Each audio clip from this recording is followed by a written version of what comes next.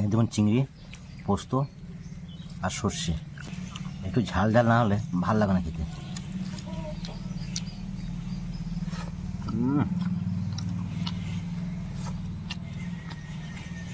Super,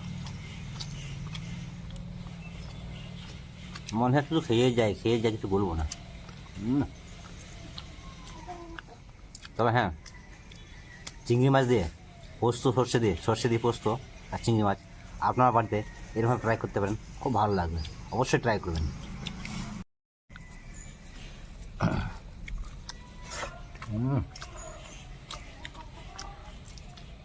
দিদি বলেছিলাম তোমাকে লেজা পিসটা দেবো আর মাথা পিসটা, কিন্তু না, ভুল করে আমাকে গোটা পিসটাই দিয়ে দিয়েছে।